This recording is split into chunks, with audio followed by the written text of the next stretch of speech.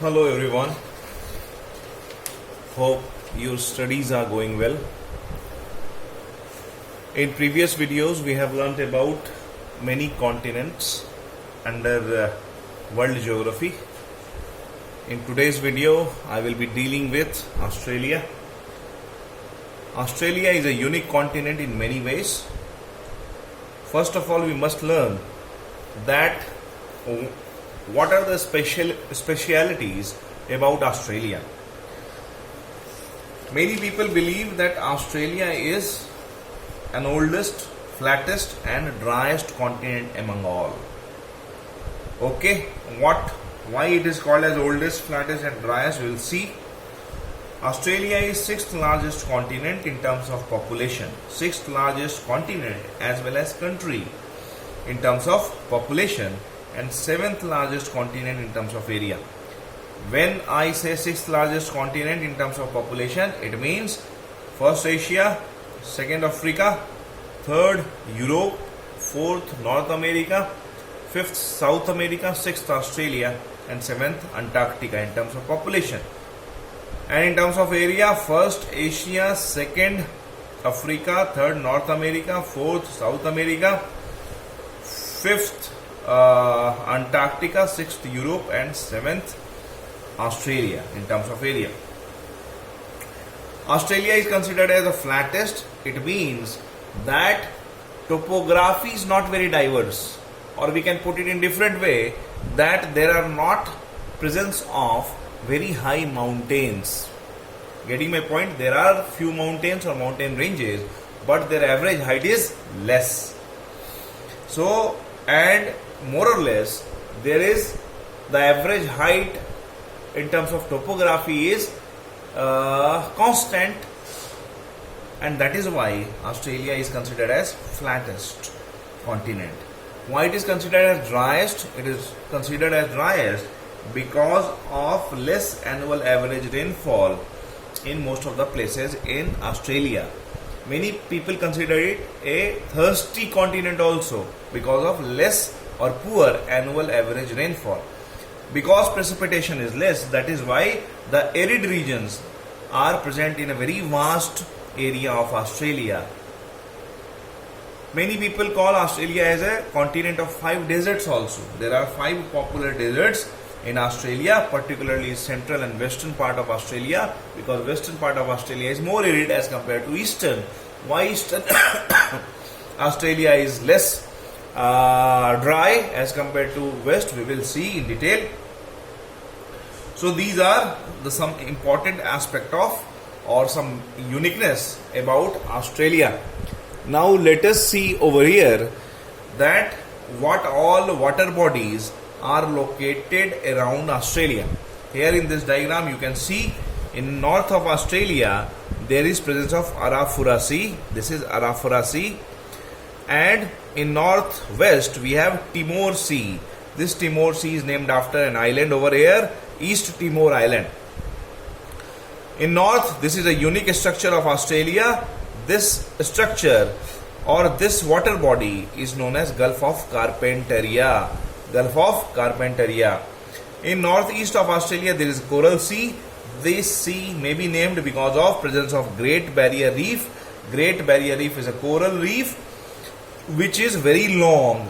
It is as long as 2000 kilometers and runs parallel to the northeastern coast of Australia.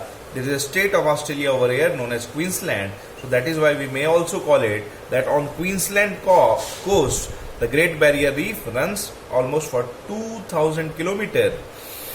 So this is the longest barrier reef of the world.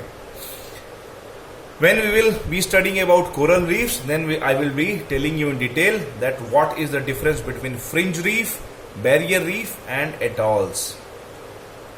On east side of Australia we have Indian Ocean. On west side of Australia we have Indian Ocean. On southwest also we have Indian Ocean. In south of Australia we have a large gulf which is named as Great Australian Bight. So sometimes gulfs are also named as bight, Great Australian Bight. On southeast we have Tasman Sea, which is named after an island or territory of Australia known as Tasmania. So this is Tasman Sea. Most of the time in the year it remains very rough. And on east side of Australia we have Pacific Ocean. Now in this diagram you can also see that there are three important regions or three important areas or group of islands in east or northeast side of Australia. This region is known as Oceania. So there are plenty of islands located over here. Those islands are grouped or classified into three major regions: Micronesia, Melanesia and Polynesia. Okay, so all these islands are grouped into three important groups: Micronesia, Melanesia and Polynesia. Now in Melanesia, this region is Melanesia, I have shown over here, but this is very large area. It goes almost north of Australia also. So in Melanesia, the important islands or sovereign countries are Fiji, Papua New Guinea, East Timor and Solomon Island. These are the important countries or islands of Melanesia. Similarly, Micronesia, this region is Micronesia, I have shown over here, but this may be larger. In Micronesia, the important islands are Marshall Islands, Nauru, Caroline Island, Mariana Island, etc. These are the important islands of Micronesia. And in Polynesia, Tonga, Samoa, Hawaii, Easter Island, Tuvalu, Cook Island. In these islands, I have already talked about Hawaii. Hawaiian Island belongs to USA, and as you all know that most of the part of USA is temperate or subtropical, but Hawaiian Island is by and large tropical. So that is why in USA there is presence of all types of climate or most of the types of climate like tropical, subtropical, temperate, subpolar, etc. I have also talked about Tonga and Fiji when I taught you about international date line. I told you international date line is not a straight line. It takes a turn at many places, and when Fiji and Tonga Islands, when they were coming in a way of international date line, so there also international date line had taken a turn, so that it cannot pass or it do not pass through Fiji and Tonga, because international date line is deliberately not passing through any land which is inhabited by people, because it will create confusion in terms of time. Okay, some people also consider that New Zealand island is a part of Polynesia, but other people believe that there is one more term like Australasia. So here Micronesia, Polynesia, Melanesia, the grouping of oceanic islands or islands of Oceania, but some people also classify one more group as Australasia. In Australasia, the main islands are Australia and New Zealand, because you all know Australia is also a very big island or continental island. Then Micronesia, Polynesia and Melanesia, which I have already explained to you. Okay, so this is about Micronesia, Melanesia and Polynesia, very important. And now let us learn about the main territories of Australia. It is believed that Australia is divided into 8 important states or union territories. In this diagram I have shown all of them. This region or this territory is Western Australian Territory. This is Northern Territory, South Australia, Queensland, New South Wales, Victoria and Canberra. Canberra is National Capital Territory. Here with letter C I have shown it, and the 8th one is Tasmania. Now, as you all know, Australia is a highly urban country, and most of the population they live on eastern coast of Australia. So eastern coast of Australia is highly population dense, and rest of the Australia is very rarely dense, like China. In China also most of the population they are living on East Chinese coast only, in coastal regions. So Australia is a highly urban country and most of the population they live on eastern coast, because of various reasons, and one such reason is the climate is favorable on eastern side. When we talk about highly densely populated on eastern side and rarely populated on rest of the Australia, and since rest of the Australia is a very vast region, that is why the average population density or population density of Australia is very low. It is 3.2 people per square kilometer. 3.2 people per square kilometer. You can compare it with India. The average, the India's population density is 384 persons per square kilometer, and population density of states like Bihar, West Bengal and UP is more than 800. Okay, for UP it is somewhere around 800, for Bihar it is about 1100, and for West Bengal it is 1000 if I am not wrong. And if you will talk about metro cities like Delhi, Chennai, Calcutta and Mumbai, it is in thousands. So you can compare it that Australia's population density is very low. It also indicates one more thing, that since population density of Australia is less and there are huge amount of natural resources over there, that is why there is no mismatch of population and resources. That is why the people of Australia are very happy, very prosperous and very rich. The per capita income is very high, because there is no mismatch of resource and population. In Australia, population density is very low, that is 3.2 persons per square kilometer. Okay, so in Australia, some important cities, we must also know about important cities. I have shown with capital letters. Okay, as for example, the capital of Queensland is Brisbane, which is a coastal city located over here. Capital of New South Wales is Sydney, shown by capital alphabet S. Then Canberra, the National Capital Territory, capital is Canberra, which is also the capital of Australia.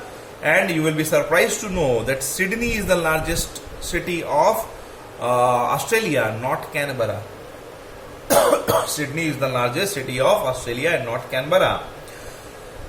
And then M for Melbourne. Melbourne is the capital of Victoria. H for Hobart. Hobart is the capital of Tasmania.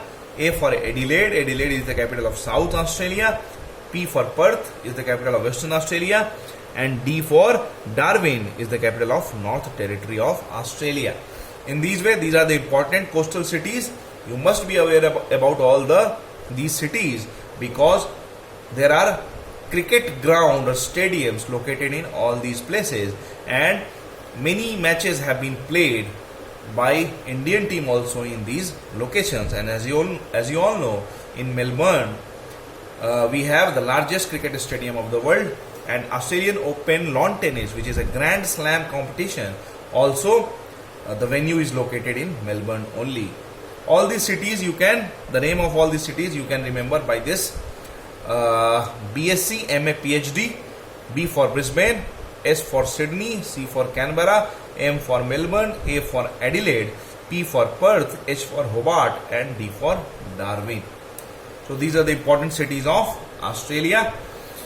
Now let us learn some more things about Australia with some more diagrams. Hope you all have understood this diagram very easily. These are some basic geographical aspects of Australia. Now these are some facts of Australia. As I told you, it is the 6th largest country as well as continent in terms of population, 7th largest continent in terms of area. It is an oldest, flattest and driest continent of the world. It is also called as continent of 5 deserts and thirsty continent among all the continent of the world. Why? The reason has already been explained to you. Okay, like Africa, Australia is also believed that it is inhabited by very aboriginal people, or the civilization, earliest human civilization was present in Australia like Africa. Australia is considered as a mega diverse country, like many countries, as for example India, Madagascar, I have already told to you, Brazil and similar more countries. In NCERT books it is written, in NCERT book it is written that there are 12 mega diverse countries in the world. Okay, mostly in tropical region, Why in tropical region diversity will be more? We all understand because we are students of geography. Because the climate diversity is little more, and because of climate diversity there will be vegetation diversity, and this is one of the reason. Vegetation as well as fauna diversity will be more, and this is one of the reason all the mega diverse countries are located near equator or in tropical region. Okay, let us learn about grassland. There are two important grassland in continent of Australia. One is Downs, located in southern Australia, or I should say southeast Australia, and Canterbury in New Zealand. Now you should understand both these grasslands are temperate grassland, not grasslands like savanna or llanos or campos. These are temperate grassland. It means they would be similar to veld or steppes. As I told you, in temperate grassland, grasses are more nutritious. If grasses are more nutritious, there will be less presence of trees. It means parkland, it will be different from parkland savanna, less presence of trees. It means there will be extensive pasture land present over here. It also indicates that there will be animal husbandry or ranching type of profession or agriculture activities will be performed over here. This is the reason why Australia is a leading exporter of wool, dairy products, meats will include beef and pork. So this is the reason why Australia and New Zealand are leading exporter in all these items. Now let us learn about mountains. In Australia there are some mountains, but most important mountain is Great Dividing Range. Great Dividing Range, Macdonald Range, Darling Range and Hammersley Range. One name you must remember, that is Great Dividing Range, which runs across or along the eastern coast of Australia, shown in the diagram here also. This is Great Dividing Range. So this is the highest mountainous range of Australia. The highest peak of mainland Australia is Mount Kosciuszko. The height is almost 2200 meter, somewhere between 2200 to 2300 meter. This is the highest peak of Australia, mainland Australia. But when you say that is it the highest peak of Australia, so no, the highest peak of Australia is not Mount Kosciuszko. It is the highest peak of mainland Australia. The highest peak of Australia is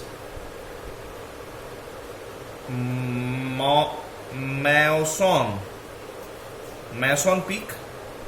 Mason Peak is located on a small island of Australia, that is Heard Island. So Heard Island. On Heard Island, the highest peak of Australia, Mason Peak, is located.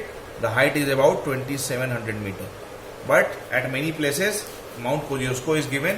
Why? Because when we say highest peak, many people understand the highest peak of mainland Australia only. Okay, so this is Great Dividing Range, this is Macdonald Range, Hammersley Range, Darling Range. These are the important mountain range of Australia. The height is very less. The height of all these ranges are less than 2000 meter. It means that most of the Australia is flat. Okay. So now let us learn about important deserts of Australia. There are 5 important deserts in Australia. I have shown by letter D1, D2, D3, D4, D5.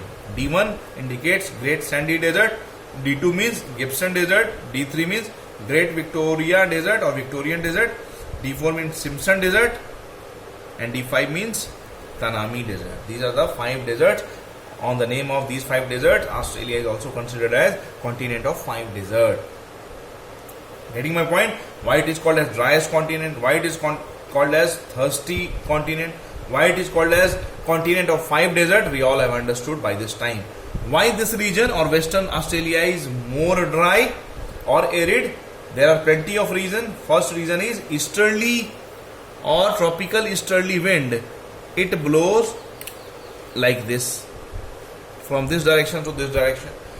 It means in eastern side it is onshore, so it will bring plenty of moisture, and therefore there is presence of mountainous range also, so there will be orographic precipitation over eastern side of Australia. But on western side it is offshore, It is going away from shore. See? So that is why it is devoid of moisture. Apart from that, it is passing through or passing above deserts. It means arid region. It means there is no moisture. These wind will be arid and therefore no rain or no precipitation or less precipitation on this side. Apart from that, there is a passage of a cold current over here. Which cold current? Western Australian current, which is a cold current.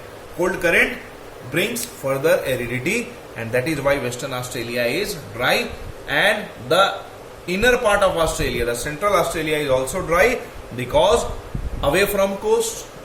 Getting my point? No very large rivers, so that wind will bring moisture. So these are some reasons that why most of the Australia is dry, and particularly Western Australia is very dry. Getting my point? Now let us learn about mountain. We have already learned plateau, lowland, and other geographical aspects.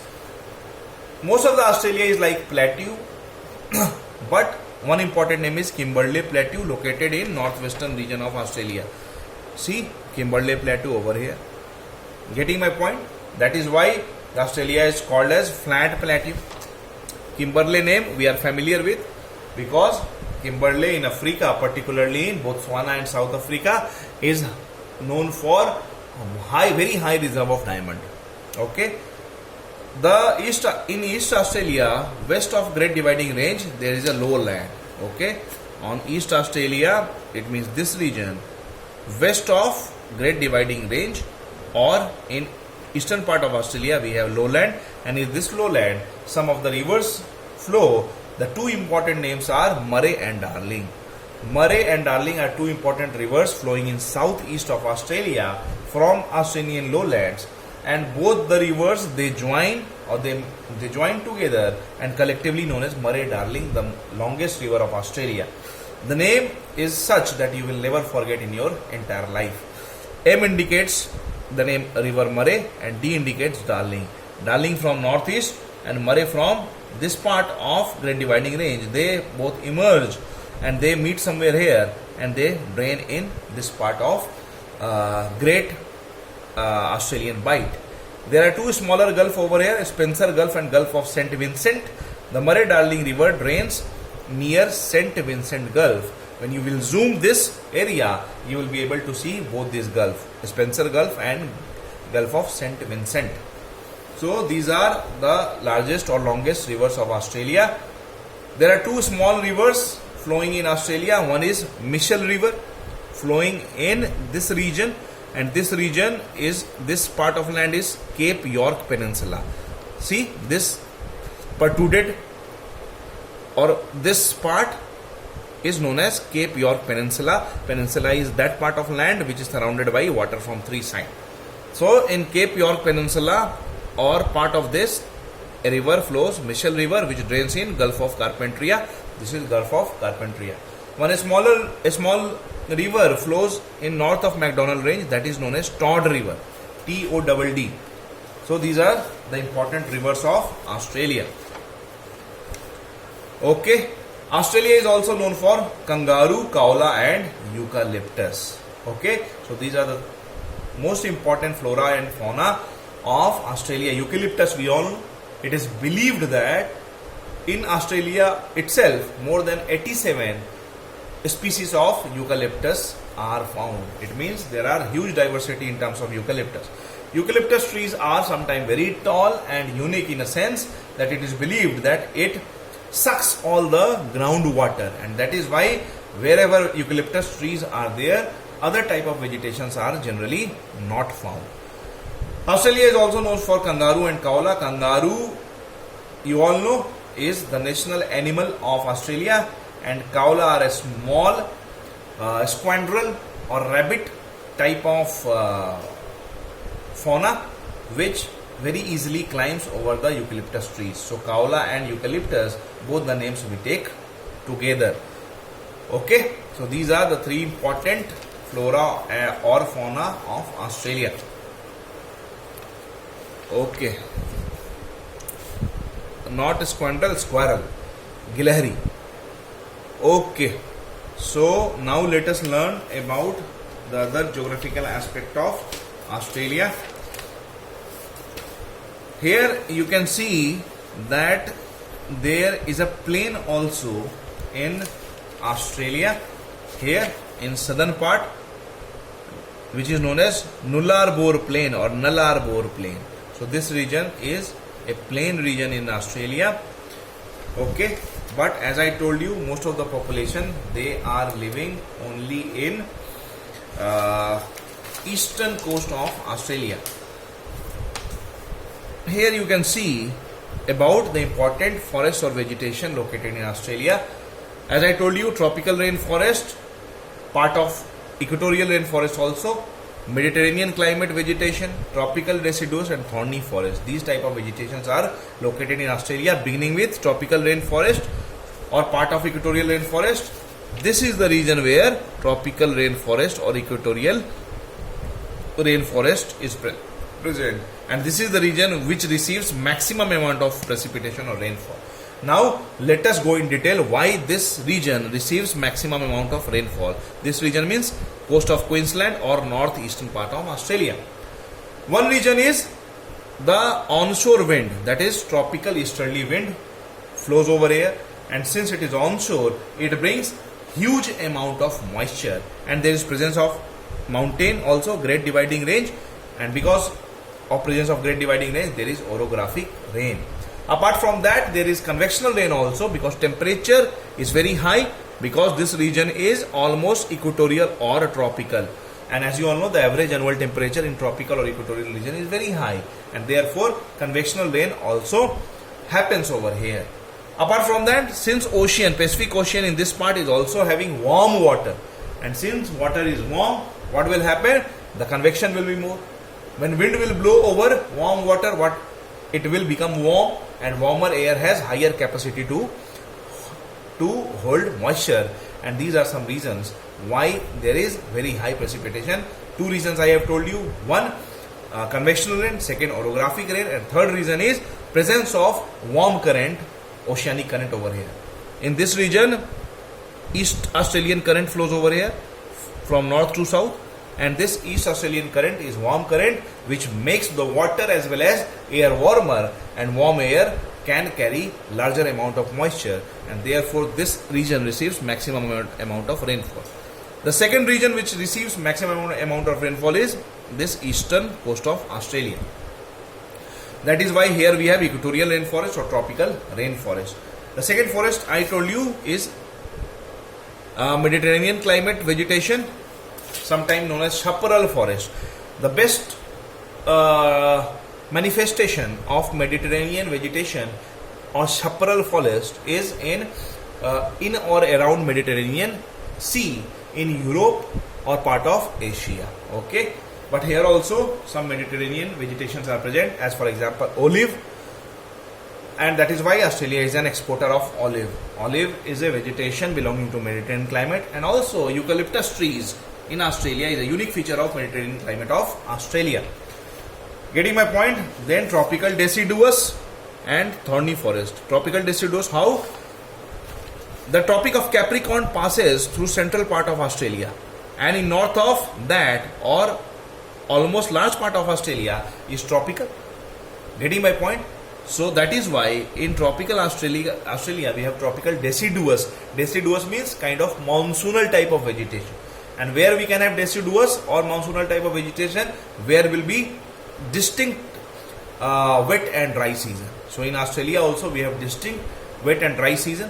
When we will be learning about monsoon, we will be learning what is the correlation between Indian monsoon and Australian monsoon, or both are highly related. The southwest monsoon of India is nothing. It is a wind which is coming from the southern hemisphere, particularly from Australia, and in Australia it is moving from southeast to northwest, and after passing through equator it takes a turn and turns rightward and becomes southwest monsoon in India. Okay, so in northern part of Australia there is seasonal reversal of wind, and that is why there is a distinct dry and wet season, and therefore presence of tropical deciduous forest. It means trees will be shedding their leaves in summer season or dry season, or just before dry season. Then thorny forest, obviously there will be thorny forest because large part of Australia is nothing but desert, and in desert the best vegetation is thorny vegetation. What are the peculiar things about thorny vegetation? You all know.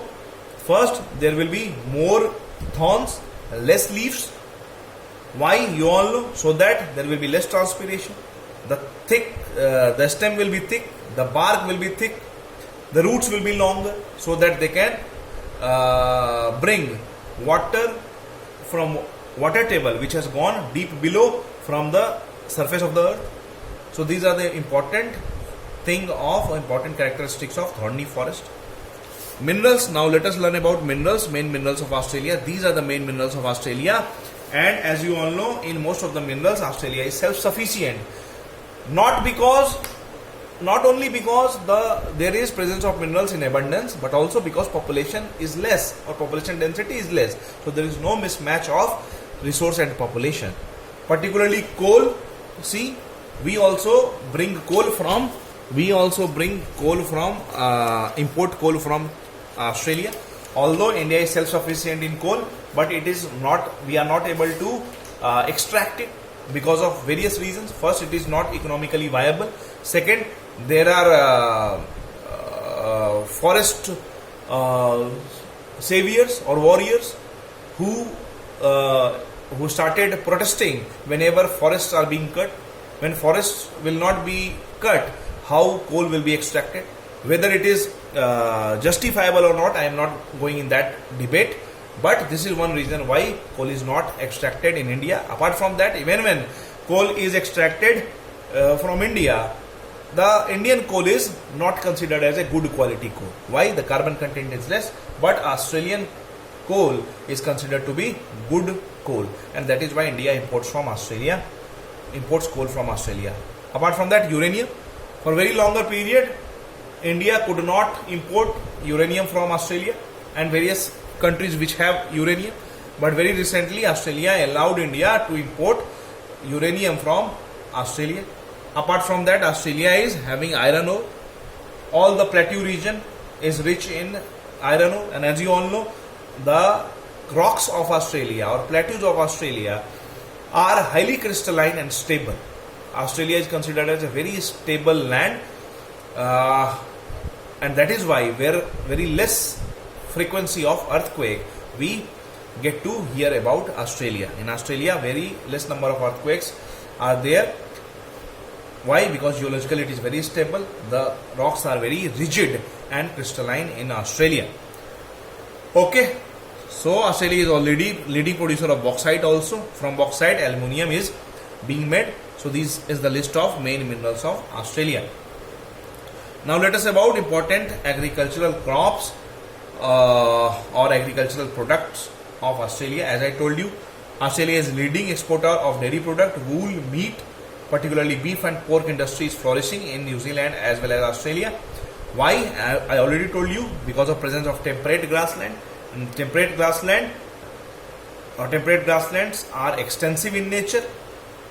They are located in a very large area, and since grasses are very nutritious, so animal husbandry or ranching industry can flourish, and it does flourish in Australia and New Zealand, where Downs and Canterbury are the important grasslands located, which are temperate grasslands.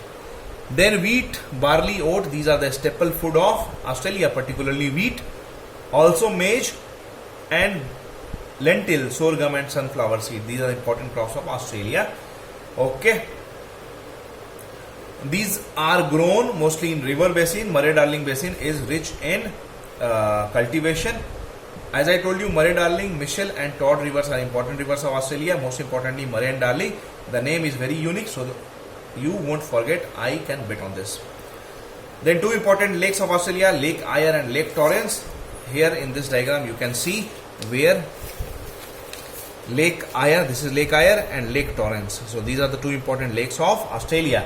In this diagram, some more thing you are able to see. One is Great Artesian Basin. This is Great Artesian Basin. I have shown in this much area only, but it is believed that it is spread in almost 22% of the area of Australia. So a very large area. What is Artesian Basin? it is a pressurized kind of aquifer. It means in ground table water in this region, the water table or aquifer is sandwiched between two impermeable rocks. It means all the time positive pressure is present whenever a well is being dug in this region. Because of positive pressure only, the water rises. Whether it will reach on the surface or not, it will depend on the water equilibrium. But at many places, the water, when a well is dug, water itself comes on the surface.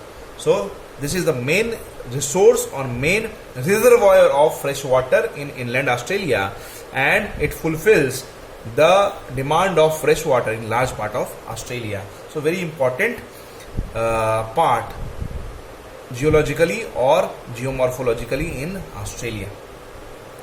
Then Alice Spring, this is a town. This Alice Spring is a town. It is believed that this is the central point or part of Australia, entire Australia. It is believed that it is located at equal distance from Adelaide, which was the capital of South Australia, and Darwin, which was the capital of North Territory. So Alice Spring is a town located in central part of Australia. Then two rocks, Ayers Rock and Mount Augustus. First, let us learn about Mount Augustus. Mount Augustus is considered as the largest monolith of the world. Monolith means made up of one rock only. And then Ayers Rock. Ayers Rock is locally known by a name as Uluru. So it is having a highly sacred, pious or religious importance for the locals, particularly the aboriginals who are inhabited in this region around Uluru. One of the important feature of Uluru or Ayers Rock is that it keeps on changing colors whenever the time or season changes in a year. It means it will appear by different colors in different time in a day. In morning some other color, in evening some other color, in daytime some other color. In moonlight, particularly during the time of full moon, the color is again different. Why it changes color? Many believe that it is made up of sandstone, and it is having this feature that it reflects different amount of colors out of 7 colors, and that is why it appears by different colors. No need to go in further detail that why it changes color, but we must know that what Uluru is and what Ayers Rock is. Whenever you will write about Australia, you should include about Uluru. Okay, so this is all about the geographical details of Australia. Hope you all have understood the most of the parts.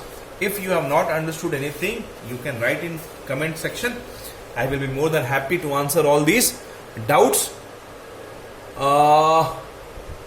My best wishes are with you. Keep on studying hard, and my efforts will be to help you in qualifying your examination.